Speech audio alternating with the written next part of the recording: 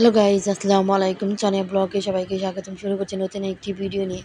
আর এই তো ইলিশ মাছটা কেটে নিলাম, আর এদিকে ধুয়েও নিচ্ছি। আর এদিকে মাথাটা আমি আলাদা করে রেখে দেবো, আর এদিকে ভালো করে ধুয়ে তারপরে মশলা দিয়ে মাখিয়ে নেব। আর এদিকে হলাম ইলিশ মাছ তো বেশি ধুলে আর গন্ধ বাসনা কিছুই থাকে না, এর জন্য আমি বেশি ধুইনি। আর এদিকে আমি করেছি, আর এই কারণে আমি ধুয়ে নিলাম।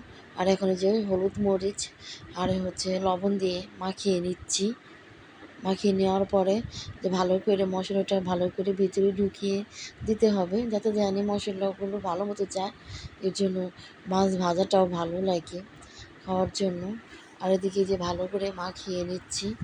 আর এই পহেলা বৈশাখে তো সবাই ইলিশ মাছ ভেজে খায়, তারপরেও আমি পয়লা বৈশাখের পরেই আমি ইলিশ মাছটা ভেজেছি, যেহেতু আমার এটা ভালো লাগেনি এই পয়লা বৈশাখের সময়, এই কারণে আমি পরেই এটা ভেজেছি ইলিশ মাছ কেটে আর এদিকে বাজার টাজারও করা হয়েছে, সবজি, তারপরে অনেকগুলো মাছ, এগুলো একদিক দিয়ে আমি ইলিশ মাছ ভেজে নিচ্ছি, আর এদিকে সব কিছু গুছিয়ে টুছিয়ে নিচ্ছি।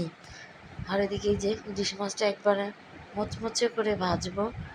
আর এদিকে আপনাদের ভাইয়া তো সকালে পান্তা ভাত খাওয়ার জন্য পাগল হয়ে গিয়েছে।